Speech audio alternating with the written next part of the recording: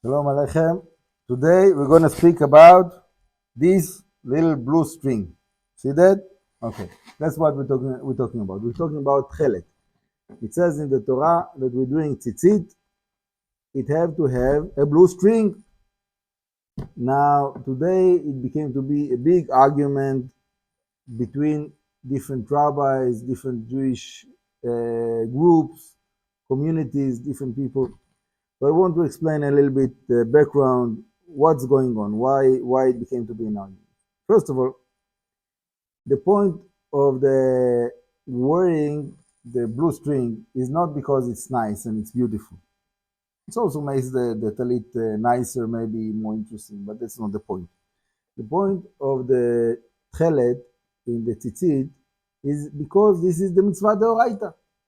So if you understand that the reason to put it is because it's the Mitzvah, you have to make sure that what you're doing is the Mitzvah.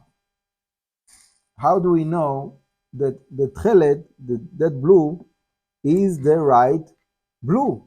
This is the right way to do the Mitzvah of the blue string.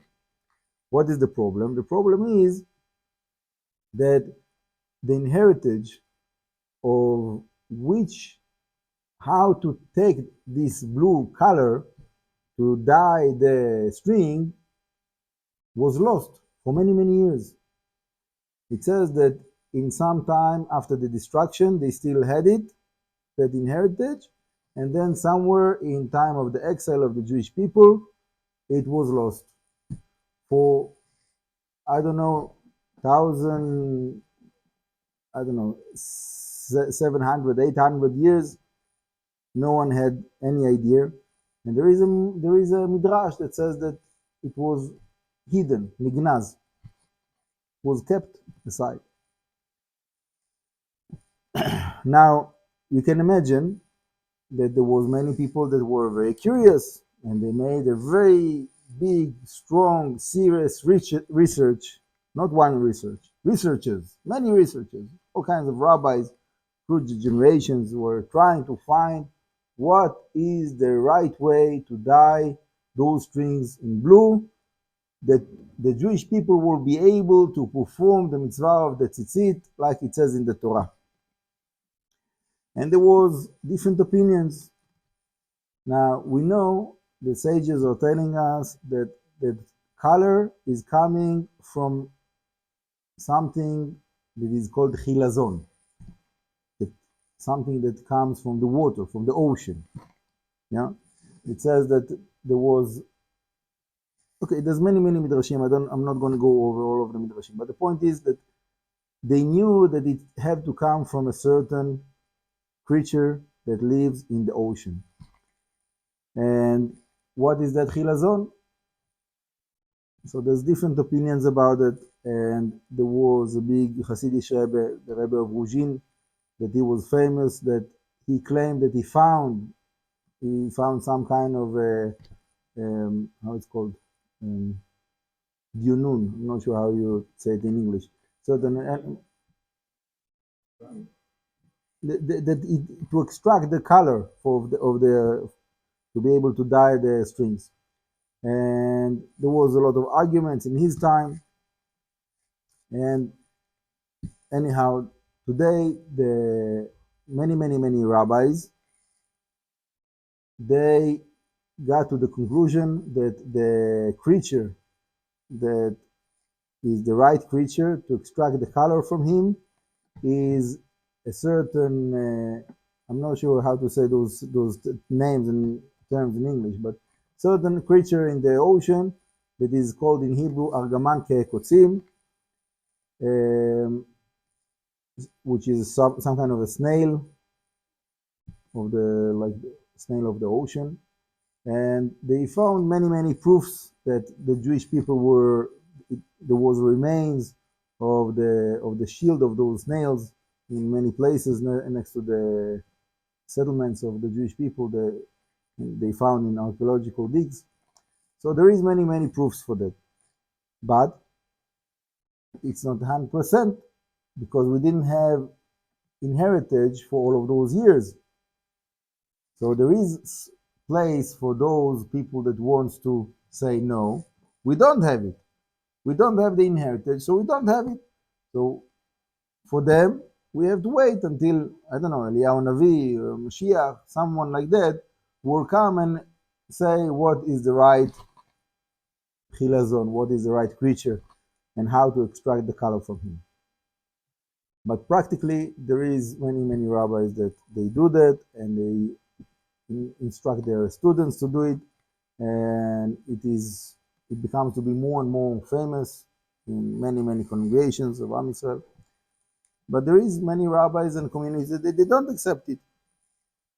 Some of them are tolerant, and they don't mind if you come with the Techelet in your talit, they wouldn't tell you anything.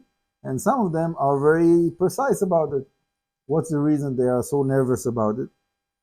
Because they claim that, let's say, my rabbi, he didn't wear Techelet. So I'm worthy more than my rabbi to wear Techelet? Who am I? As if I'm wearing Techelet, so I'm saying that my rabbi was not good enough and I'm better than him. So I shouldn't wear the Techelet because it's like disrespecting my rabbi. Okay, this is a certain approach.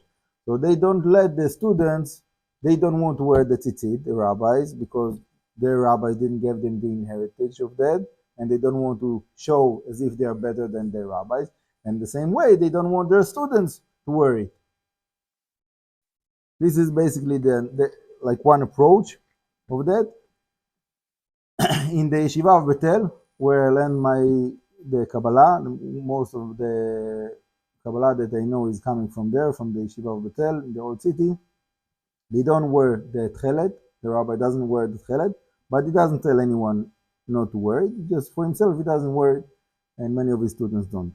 Why? Because the Arizal says that it is connected with Bet HaMikdash. When we have the Bet HaMikdash, so then we have the Techelet. So right now we don't have the Bet HaMikdash, so we don't have the Techelet.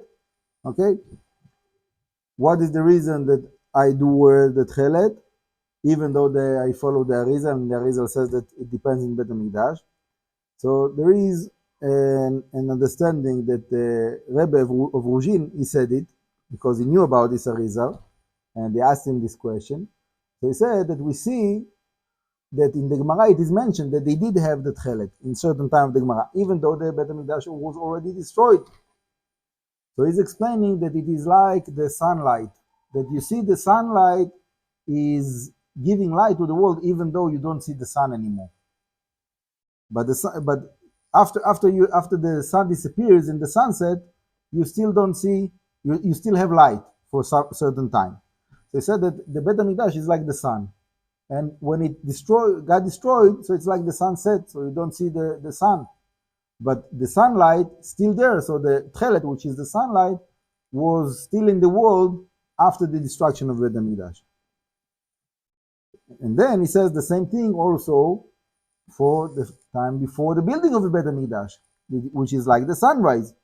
You can see the sky become to be brighter before the sunrise, even though you don't see the sky yet, the sun yet, but you already see the light. So also about the Techelet, he says that the light of the Techelet comes before we have the physical building of Bet HaMikdash coming. So the way I understand it is that when we wear the Techelet, it gives us a special merit that it is connected to Bet HaMikdash, and Be'ezrat Hashem, with this merit, we will see also the Bet HaMikdash like we see the Techelet. Amen. Ki Yeh Ratzon.